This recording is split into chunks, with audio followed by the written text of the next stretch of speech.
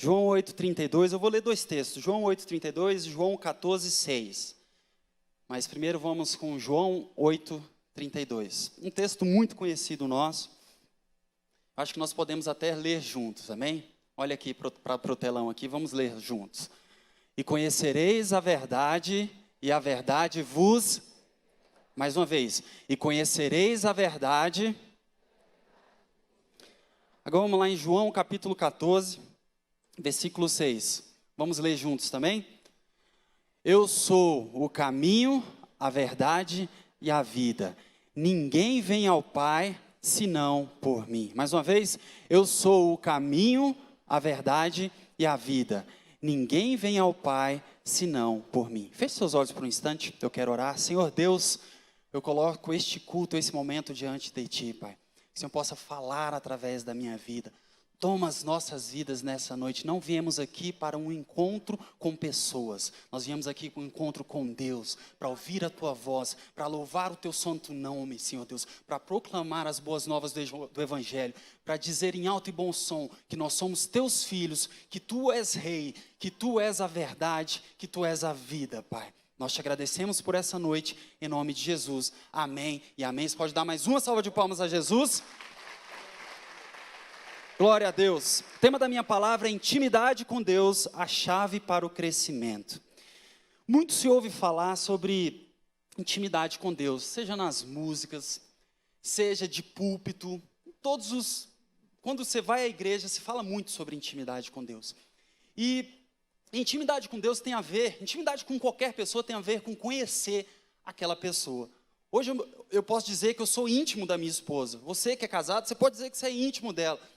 Mas primeiro você teve que conhecer, primeiro que você teve que conquistar, foi um processo de conhecimento. Então quando nós falamos, você precisa desenvolver intimidade com Deus, você precisa conhecer a Deus, conhecer a verdade, conhecer Jesus, o que Jesus representa, por que Ele disse que Ele é a verdade, por que Ele disse que é o caminho, o que Ele veio inaugurar. Tudo isso é intimidade com Deus. E de forma prática, intimidade com Deus é como que você pode desenvolver intimidade com Deus? É orando. É conversando com Ele. A oração é a forma de conhecer a Deus, de conversar com Deus. Por meio do louvor, a gente desenvolve intimidade com Deus. Por meio da leitura da palavra. Quando você lê a palavra, quando você lê a Bíblia, seja o Velho Testamento, o Novo Testamento, você passa a conhecer mais a Deus. Você passa a conhecer o próprio Jesus Cristo, a partir das ações dEle, a partir dos milagres que Ele fez. Enfim, você passa a conhecer a Deus. Outra forma é no meio do serviço na casa de Deus. Quando você vem, o pessoal do louvor aqui, os sentinelas, enfim, quando você está envolvido no serviço, você passa a conhecer o Deus, você desenvolve um relacionamento com Deus. Mas o que eu quero focar aqui, isso tudo vocês sabem. Eu não quero focar na parte de como desenvolver um relacionamento com Deus. Mas o meu foco é, o que se ganha com a intimidade com Deus? O que os discípulos ganharam por andar com Jesus e por serem íntimos de Jesus? Esse é o ponto. E eu quero sair um pouco do padrão, eu quero tentar de alguma forma chacoalhar um pouco o que nós pensamos do que é intimidade com Deus, porque na minha concepção, intimidade com Deus ela foi para um lado meio romântico do negócio. Sabe aquele negócio de mais assim, deitar no colo de Jesus, uma parada um negócio mais soft. Na minha concepção não tem muito a ver com isso, e na Bíblia nós vamos ver isso. Eu acho que é um lado mais hardcore do que mais soft. Quando você pega a Bíblia, tanto no Velho e no Novo Testamento, você vai ver que a intimidade com Deus, aqueles que tinham intimidade com Jesus Cristo, eles eram o tempo todo tirados da sua zona de conforto. É o contrário de deitar no colo de Jesus e ficar, tá tudo bem. E é isso que eu quero ensinar para vocês, é isso que nós vamos aprender juntos aqui. Então, quando nós andamos com Cristo, primeiro ponto, você que está anotando aí, nós somos confrontados. Intimidade com Deus, intimidade com Cristo tem a ver com confronto em todo tempo. Tem a ver com ser tirado da zona de conforto. E aqui eu já saio um pouco do padrão. Porque, como eu falei no início, quando a gente fala de desenvolver intimidade com Deus, muito por conta das músicas que são cantadas, a gente pensa num negócio mais tranquilo. A gente pensa num negócio mais light, vamos dizer assim. Você já viu que a Bíblia ela sempre faz comparações. Ela sempre pega, por exemplo, a relação de um pai natural com o filho e compara isso à nossa relação com Deus. Então, quando você pega Lucas, capítulo 11, versículo 11, que Jesus fala assim, vocês que são pais, se o filho te pede pão, você vai dar pedra? Se ele te pede um ovo, você vai dar um escorpião? Se ele te pede um peixe, você vai dar uma serpente? Deus, da mesma forma, se você pedir algo, Ele vai te dar. Então, em todo tempo, Deus faz essa comparação. Ele pega, Ele faz analogias, Ele faz alegorias, Ele pega algo natural e transforma para algo espiritual. E sempre, quando Jesus veio, Ele trouxe essa relação de pai para filho. Então, nós podemos, com toda certeza e com base na Bíblia, pegar uma relação familiar, você com seus filhos, você na sua casa, e tentar entender como seria o nosso relacionamento de intimidade com Deus. Primeira coisa, hoje eu estava com as minhas sobrinhas, e eu tenho sobrinhos, muitos sobrinhos, e dependendo da faixa etária, da idade deles, o que você ouve mais dos pais em relação aos filhos é confronto.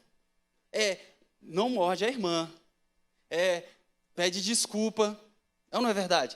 Tem que comer tudo. 70% do tempo que os pais passam com os filhos é ensinando, é confrontando, é falando, você não pode fazer isso, pede desculpa, você não é desse jeito, é assim, é assado. Por que a gente pensa que a nossa intimidade com Deus é algo de ficar deitado no colo de Jesus e ficar tudo tranquilo? Não! Vai ter hora que Ele vai te confrontar, vai ter hora que Ele vai falar para você, você está muito orgulhosinho. Vai ter hora que Ele vai chegar e vai arrochar para que você tenha um caráter forjado. Um confronto efetivo, presta atenção nisso, um confronto efetivo só tem espaço em um ambiente de intimidade. O que é um confronto efetivo? É alguém chegar para você, confrontar e você entender que aquilo é um confronto para melhorar a sua vida e não uma afronta. Vocês entendem a diferença entre confronto e afronta? Num ambiente de intimidade, um pai pode chegar com um filho por amor e confrontar ele, não afrontá-lo. O inimigo afronta, amém? Certo dia, conversando com a minha esposa, eu nem lembro o que era, qual era o contexto. E aí eu sei que ela chegou para mim e falou, Alex, você é muito arrogante. Aí eu, oxe, arrogante é você. Pensei, né? Arrogante. Abusada. E aí, não, sou arrogante não sei o que, estava conversando. E depois, muito depois, Deus veio falar comigo, o Espírito Santo veio tocar no meu coração. No seguinte sentido, eu comecei a pensar, cara, será que eu sou arrogante mesmo? E aí Deus falou assim, Alex, quantas pessoas hoje têm coragem de chegar para você, um pastor de uma igreja grande, eu sou chefe no meu trabalho, poucas pessoas, quem tem coragem de chegar para você e falar que você é arrogante? Eu falei, só a abusada da minha esposa. E aí Deus falou para mim que Ele estava usando a Anne para confrontar o meu coração, para confrontar o meu caráter. Por quê? Porque pouquíssimas pessoas têm essa liberdade, é só no ambiente de intimidade que uma crítica, que um confronto, ele se torna efetivo. Então, aqui já vai uma ministração sobre casamento. Muitas vezes, quando sua esposa ou seu marido é um pouco mais duro com você, não é porque ele não te ama, é pelo contrário, é porque ele te ama, e talvez ninguém na face da terra vai ter coragem de falar o que ele tem para você. Ninguém na face da terra vai ter coragem, vai ter intimidade de falar coisas que vão te moldar. É claro, quando ela é moldada, quando a sua esposa ou seu marido é moldado pelo Espírito Santo, Deus pode usar ele para confrontar o seu coração. Quem está entendendo o que eu estou falando? E aí, a partir disso, você se torna um cristão melhor. Você se torna uma pessoa melhor. Cristo fez isso o tempo todo. Se você pegar Mateus capítulo 16, eu não vou ler esses textos, eu vou colocar tudo atrás aqui, você pode anotar. Jesus falou para Pedro bem assim, para trás de mim, Satanás. Quando Jesus estava, o contexto era o seguinte, Jesus estava falando, gente, eu vou ter que ser levado. Aí Pedro chega para Jesus e fala, Jesus, não fica falando essas coisas aí não. Aí Jesus falou, para trás de mim, Satanás. Não vem ser pedra de tropeço para a minha vida, não. Confrontando, falando, naquele contexto, Pedro queria ter Jesus para ele, não queria abrir mão de Jesus. E aí, Jesus dá uma nessa dele. Quando a tempestade, Jesus estava dormindo num barco, lá em Mateus capítulo 8, versículo 26, Jesus chega, levanta, estava tirando aquele sono gostoso, os discípulos vão lá e levantam ele para acalmar o mar. Aí Jesus fala, vocês são homens de pequena fé, por que vocês têm medo? Confronto. Mateus capítulo 17, essa aqui é dura. Jesus fala assim, quando não expulsaram um demônio de uma criança lá, os discípulos não conseguiram expulsar e levaram até Jesus. Jesus falou assim, até quando eu vou ter que aguentar vocês? Desse jeito, depois você lê o texto, fala, até quando eu vou estar com vocês? Vocês são de pequena fé demais. Vocês conseguem fazer isso? Mateus capítulo 26, no Getsêmani, quando Jesus estava lá, naquela angústia, e ele falou para os discípulos, vigiem aqui, orem enquanto eu vou me afastar um pouco mais. Quando voltou, o que estava acontecendo com eles? Quem lembra? Eles estavam dormindo. E aí Jesus chegou e falou, gente, vocês não conseguem vigiar nem uma hora. Confronto o tempo todo. Quando Tiago e João chegaram para Jesus, a mãe deles, na verdade, chegou e falou, quando o Senhor inaugurar o seu reino, tem como um meu filho sentar à direita e outro à sua esquerda? E Jesus falou assim, vocês querem ser os primeiros? Sejam escravos, sejam servos. Confronto o tempo todo, o tempo todo. Raras vezes, eu estou lembrando de uma vez só, que você vê na Bíblia uma cena de algo soft, quando fala que um dos discípulos, se eu não me engano, João, estava recostado ao ombro de Jesus. Uma vez, na maioria das vezes é aqui, vamos trabalhar, bora, vamos ensinar, vamos fazer, a coisa anda. Quando se desenvolve um relacionamento com Deus, Ele confronta o nosso caráter. Diga amém por isso. E só quem é da família pode fazer isso. Caso contrário, é afronta. E aí, num relacionamento de intimidade, você consegue discernir a voz de Deus e a voz do inimigo. Porque o inimigo, ele pode falar para mim também, você é arrogante, no sentido de me pisar, no sentido de me derrotar. Vocês entendem o que eu estou falando? Mas numa relação de intimidade, quando você desenvolve um relacionamento, você aprende a ouvir a voz de Deus. E se o inimigo chegar para você e tentar te derrotar, tentar pisar na sua cabeça, tentar dizer que você não é o que você é por meio de Cristo Jesus, você vai falar, peraí, você não é da família não. Teve um dia, minha cunhada tá aqui, Laís. Gosto muito da Laís, gente. E quando eu namorava a Ana, eu já contei isso um tempo atrás. 3 meses de namoro, 2 meses de namoro, aquele cara muito tímido, sempre fui muito tímido, muito tranquilo, assim, né? Falava pouco, quando ia para a casa do pastor, o pastor sempre foi daquele que chamava os genros, né, os namorados das filhas dele, para perto, para dentro de casa, né? Para vigiar, para ficar de olho, enfim, não, na verdade era para aproximar mesmo, eu acho. Para vigiar também, mas enfim. E aí, dentro de casa, em algum momento lá, eles tinham um cachorro, chamava Riley, o nome do cachorro. E o Riley sempre entrava na cozinha, e aí eles falavam, fora Riley, sempre tirava, né? E assim, 4 meses de namoro, eu já estava desenvolvendo aquela intimidade e tal, né? Na tranquilidade, mas ela aí sempre pegou no meu pé. E aí, certo dia, tomei aquela coragem, vi o Riley entrando, pensei comigo, 4 meses, né, já posso, estufei o peito, Riley entrou, falei, fora Riley! Aí a Laís chegou assim, ei, ele está na casa dele. Baixei a cabeça e fui embora. Ei, ele está na casa dele. Em outras palavras, ei, está chegando, já quer sentar na janela? Segura um pouco. Daqui uns dias, quem sabe, você pode falar para o Riley sair. Só quem é da família tem essa intimidade. Só quem é daqui de perto tem intimidade para repreender, para confrontar. No mundo espiritual, da mesma forma. Se o inimigo chegar para você e tentar te destruir, tentar te abaixar, tentar falar que você não é vencedor, que você não é vitorioso, você vai falar, peraí, você não faz parte dessa família. A minha família eu ouço, e da minha família tem Deus que fala que eu posso todas as coisas por meio de Cristo Jesus. Então, não se deixe ser afrontado pelo inimigo, mas deixe que Deus confronte o seu caráter. Quem está entendendo o que eu estou falando, diga amém. Segundo aspecto, quando nós andamos com Cristo, nós somos preparados para a guerra. Está vendo que isso é muito diferente do negócio soft que eu falei no início? No Velho Testamento, presta atenção, no Velho Testamento todas as referências, ou quase todas, de Deus como protetor, presta atenção, de Deus como protetor, aquele que protege os seus filhos, a sua criação, é num contexto de guerra. Você vê os salmos, você vê os textos proféticos, você fala assim, ele é meu refúgio. O que é refúgio? Isso é num contexto de guerra. Minha torre forte, meu escudo, é a minha proteção. Eu olho para os montes, de onde me virá o socorro? O meu socorro vem do Senhor. Olhar para os montes, isso é num contexto de guerra. As guerras normalmente eram feitas, eram travadas num vale. E quando o salmista ele fala, eu olho para os montes, o que na verdade está acontecendo? Ele está apanhando. E o socorro sempre vem do monte. Por quê? Porque você está num vale. E quando ele fala, eu olho para os montes, de onde me virá o socorro? O meu socorro vem do Senhor, Ele é o meu protetor, Ele é o meu ajudador. É num contexto de guerra. E aí você fala, beleza, pastor, e no Novo Testamento? Da mesma forma, só que aqui, a guerra é mais espiritual. É um contexto mais espiritual. Você pega Efésios 6, quando fala das armaduras.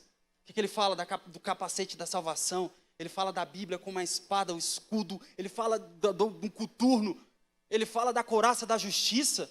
É num contexto de guerra.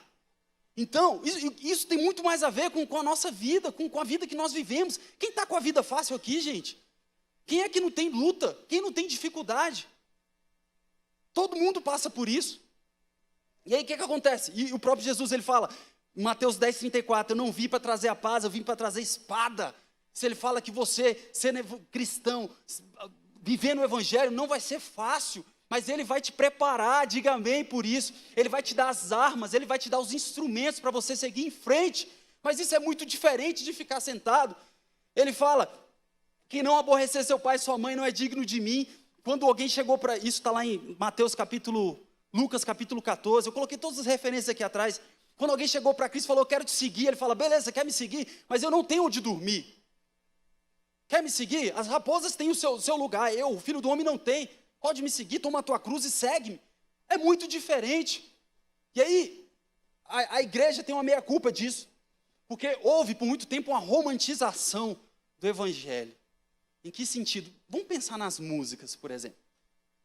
Eu costumo falar que as músicas de antigamente eram mais raiz, a música. Sabe aquele negócio? Mais raiz. Hoje as músicas são mais soft, é um negócio mais... Quem é do louvor aqui sabe a dificuldade que se tem de encontrar repertório de músicas agitadas. É difícil. Antigamente, só tinha. E as músicas agitadas, elas eram de guerra. Vamos lembrar aqui. Vou revelar os mais velhos agora. Lembrar das músicas aqui. Ele é o leão da tribo de Judá. Nossas cadeias e nos libertou. Presta atenção na letra. Ele é a rocha da nossa vitória. A nossa força em tempo de fraqueza, como uma torre em tempo de guerra. Ó, esperança de Israel. Já dá para emendar no outro. Leão de Judá, ouve-se o júbilo de todos os povos, os reis se dobraram, Senhor. Ouve-se o brado de vitória, o dia do Senhor chegou. Ainda tinha um rei. Hey! Ouve-se em todos os povos que o novo rei surgiu. Impérios reconhecem que sua destra reinará. Leão de Judá. Era só assim. Leão de Judá. Você saía do culto espartano, querendo vencer. E a outra, pelo Senhor, marchamos sim, o seu exército poderoso é, sua glória será vista em toda. Era desse jeito. Vem com Josué lutar em Jericó. Era só isso, meu irmão, era guerra o tempo todo. Você saia do culto, vamos vencer. Hoje, o negócio é mais light. Não estou criticando, as músicas são lindas. Lindo, lindo, lindo é. Glória, eu te dou, Jesus. É lindo, é maravilhoso. Mas é diferente, vocês entendem? E é essa romantização, tem uma música, acho que é do pastor Cirilo, que fala de intimidade, o tema dela é intimidade, inclusive. Olha a letra. Jesus, eu quero muito você. Vou calçar suas sandálias e esconder. Jesus procurando a sandália. Esconder para você não sair. Porque eu quero estar perto de ti. E te abraçar. É linda a música. Jesus, quero vestir sua camisa com as mangas maiores que os meus braços. Correr pela casa ao teu encontro. E me abandonar no seu abraço. E te abraçar. É lindo. Mas, gente, aqui para nós.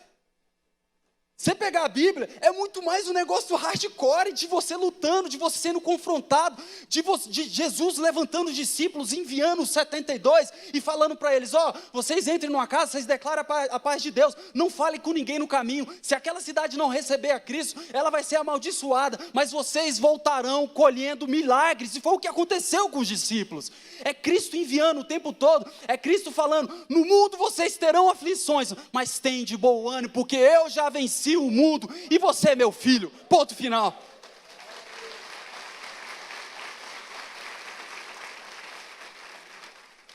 O resultado, muitas vezes, desse evangelho soft, é que quando tem uma luta, quando a dificuldade tem, o cristão quer deitar no colo de Jesus.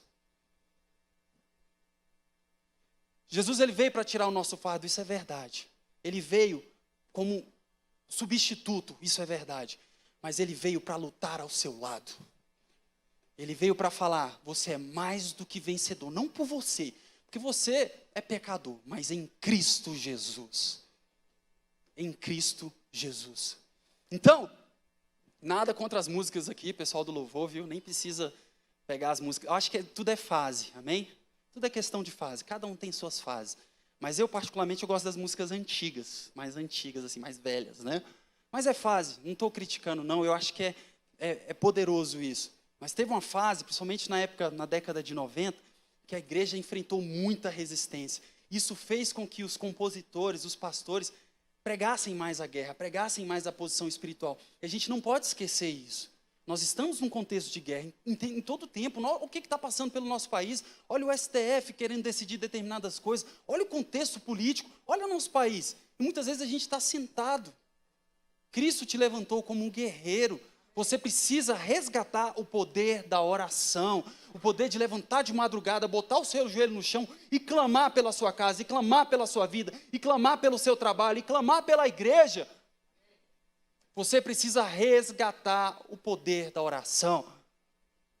Quem está entendendo o que eu estou falando? Então, quando você está com Cristo, numa relação de intimidade com Deus, Ele sempre te prepara para a guerra. E por último, para terminar, essa aqui é a mais óbvia. Quando nós temos uma relação de intimidade com Deus, necessariamente nós colhemos milagres. Diga amém. Você é confrontado, é verdade, Ele te prepara para a guerra, mas Ele fala que você é mais do que vencedor. Então a vitória, ela vem, o milagre vem. Eu poderia falar vários versículos, nós ficaríamos a noite inteira aqui falando dos versículos nos quais Cristo operou milagres, e os discípulos operaram milagres, os discípulos viram os milagres de Jesus, os discípulos viram multiplicação de pães, eles viram cadeirantes levantar as suas cadeiras, eles viram vários, eles partilharam disso com Cristo, eles participaram disso com Cristo. Cristo, por meio dos milagres, ensinava. Certo dia, hoje, eu estava conversando com um amigo, e falando daquelas pessoas muitas vezes que não acreditam em Deus, às vezes dentro da igreja, vêm ao culto, mas ficam céticos, não creem em Deus. Eu falo, sabe por que isso acontece? Porque não tiveram não presenciaram um verdadeiro milagre. Eles não tiveram uma verdadeira experiência com Deus. Na minha vida, eu tive várias experiências com Deus que era inequívoco que era Deus que estava fazendo isso. Nós já participamos de cultos em que o pessoal fazia assim, ó, o pessoal via descendo óleo, sabe, gotículas assim, ó, você olhava para a sua mão, ela ficava brilhosa assim, ó.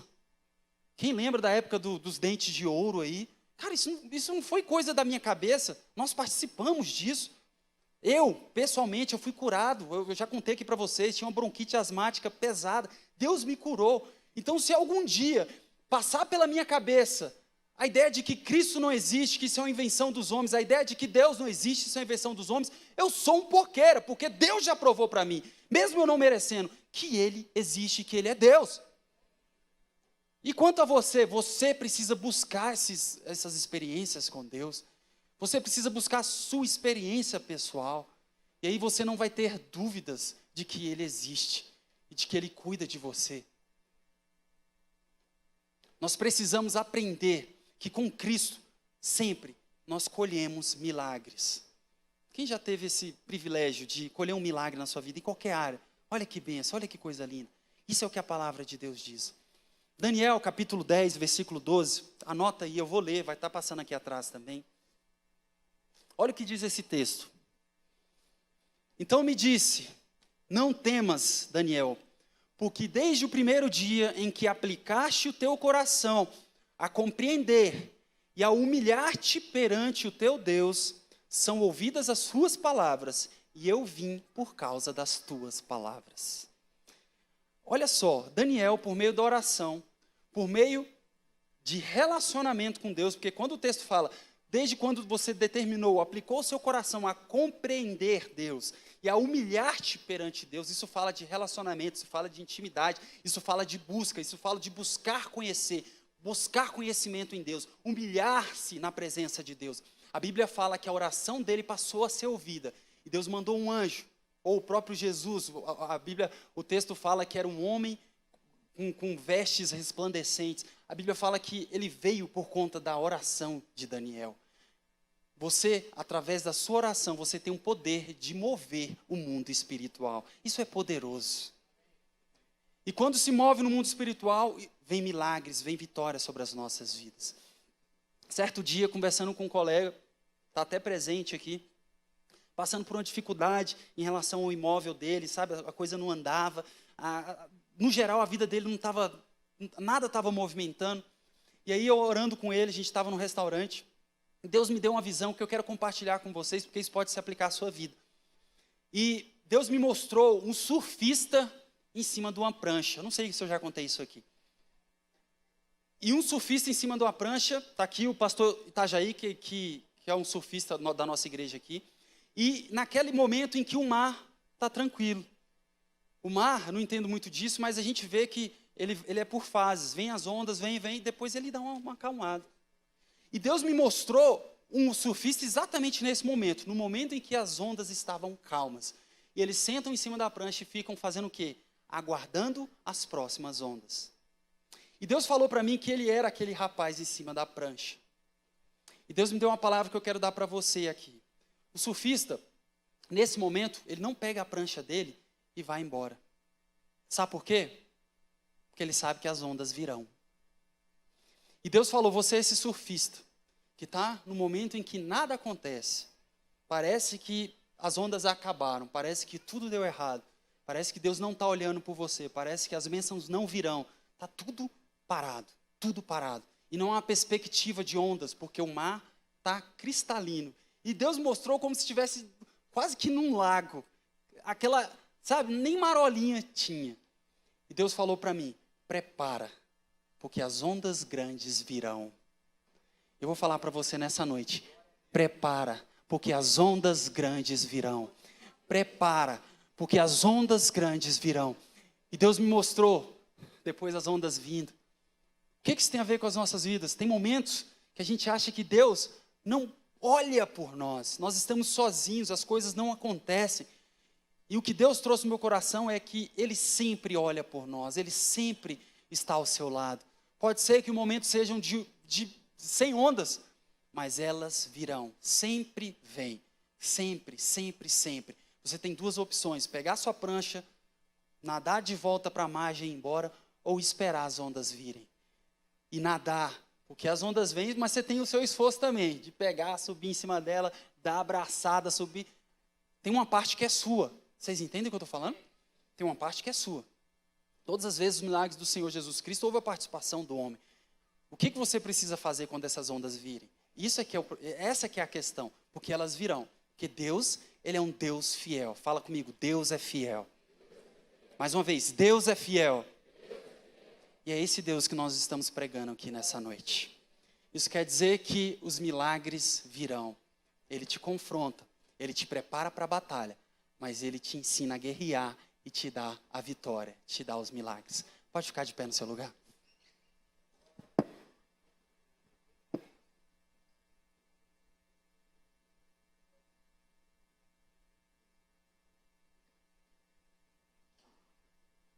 Lembre-se, quando eu falei a parte de intimidade, da gente levar para o lado mais soft, mais uma vez eu falo, tem momentos que você tem sim que descansar em Deus, tirar o peso.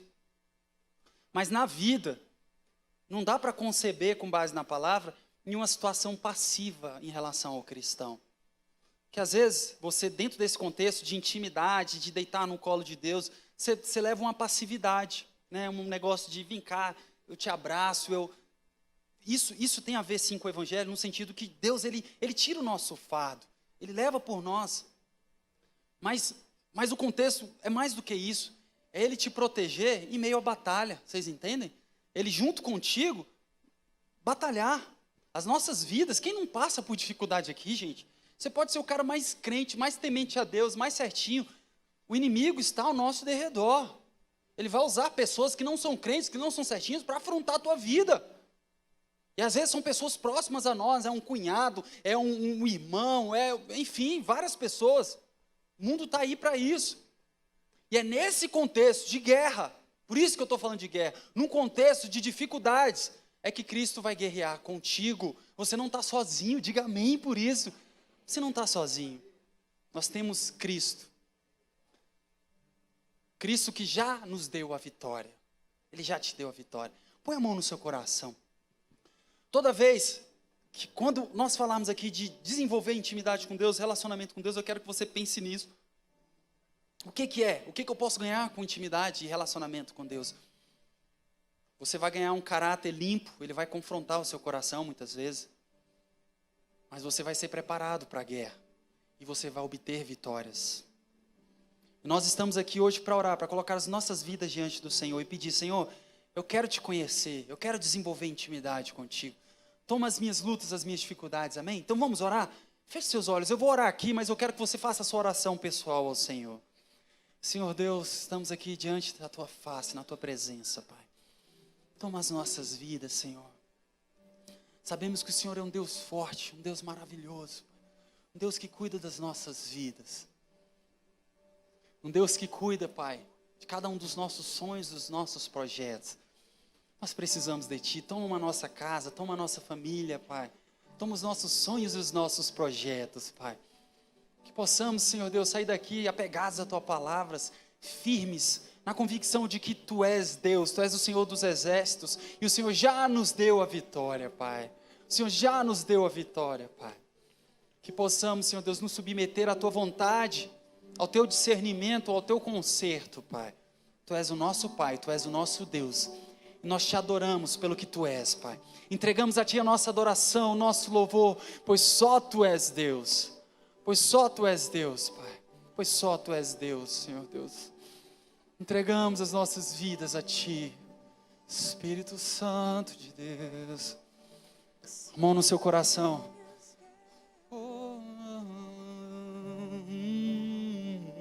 Assim que luto minhas guerras, Espírito de Deus. assim que luto minhas guerras,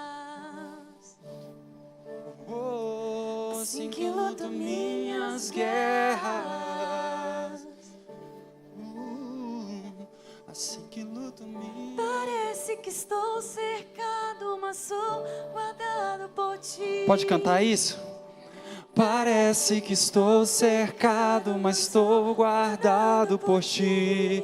Vai lá. Parece que estou cercado, mas sou guardado por Ti.